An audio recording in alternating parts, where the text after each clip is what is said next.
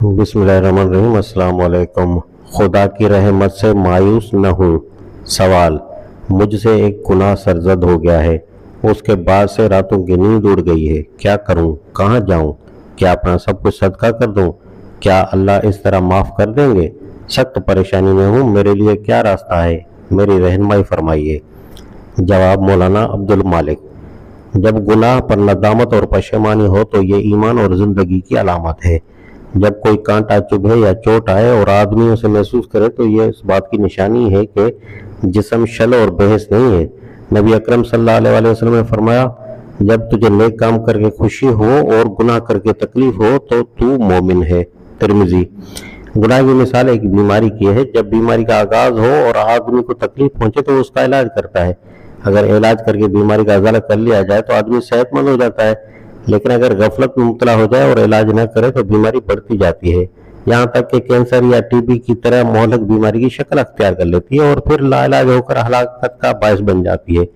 इसी तरह अगर कोई शख्स शराब या नशावर चीज का इस्तेमाल करे तो एक दो मरतबा ऐसा करने के बाद उसे छोड़ना आसान होता है, लेकिन अगर वो नशे का आदमी हो जाए तो फिर जान दे देता है, लेकिन नशा नहीं छोड़ पाता। अगर शुरू में एहसास गुनाह हो जाए तो यही वक्त है कि उससे बाज आ जाए। जो परेशानी लाहक होती है उसे दूर करने के लिए इस्तगफार करें। आदमी से जब गुनाह हो जाए तो उसे मायूसी का शिकार नहीं होना चाहिए, इसलिए कि अल्लाह ताला ने तौबा का दरवाज़ा खुला रखा हुआ है। यह दरवाज़ा उस वक्त बंद होता है जब आदमी पर जान कनी का आलम तारी हो।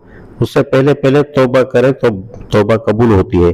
कुफर, शिर्क, कबीरा और सगीरा गुनाह सब काबिल मुआफ़ी हैं।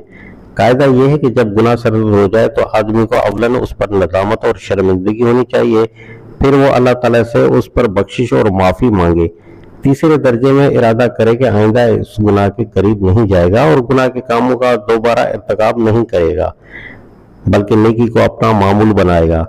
हदीस में है कि गुनाह करने वाला जब गुनाह करता है तो उसके दिल पर एक स्याह धब्बा लग जाता है। अगर तौबा कर ले तो वो दूर हो जाता है। अगर तौबा करने के बजाय गुनाह का दोबारा इर्तिकाब करे तो एक स्याह धब्बा मजीद लग जाता है, और अगर इस तरह गुनाह करता चला जाए तो तारीकी दिल पर छा जाती है।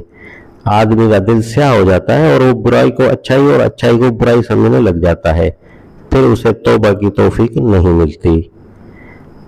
आजकल हमारे मुआशरे में जो लोग बुराई के रसिया नजर आते हैं, ये बुराई के अलम बरदार, मुबल्लिग और उसे कायम और नाफिज करने और रवाज देने वाले हैं।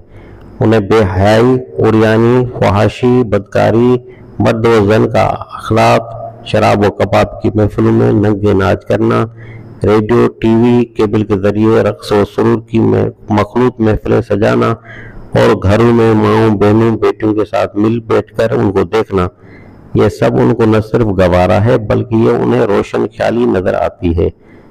पाकबाजी और पाकदामी, नेकी व तकवा और गैर मुहर्रमों के साथ मेलजोल से एहतराज उनको अच्छा नहीं लगता।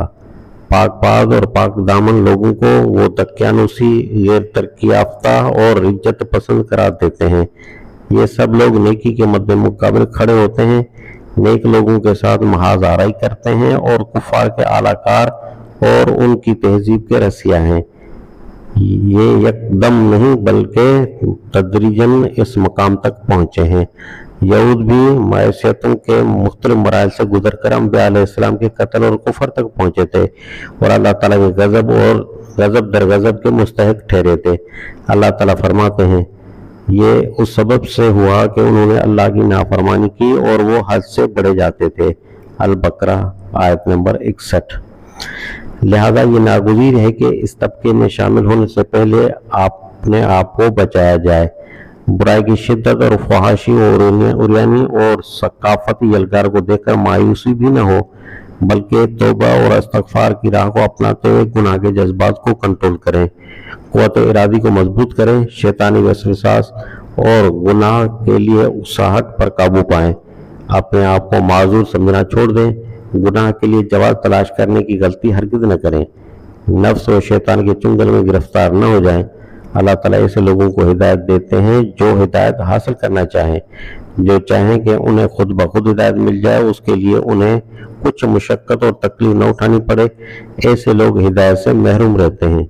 इसलिए अपने नफ्स को लगाम दें, उसे तकलीफ पहुँचती है तो पहुँचने दें, उस पर वाज़ेह कर दें कि उसकी तस्कीन के लिए नाजायज़ तरीके अख्तियार नहीं करना है।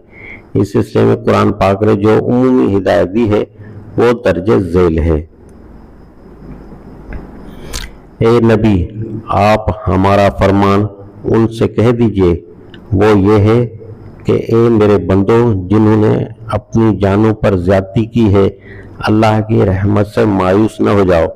यकीनन अल्लाह सारे गुनाह माफ़ कर देता है, वो गफूर व रहीम है। अल-ज़मर। यह आयत रहती दुनिया तक तमाम गुनाहगारों के लिए, अपने नफ्स पर ज्यादती करने वालों के लिए एक नवीद है।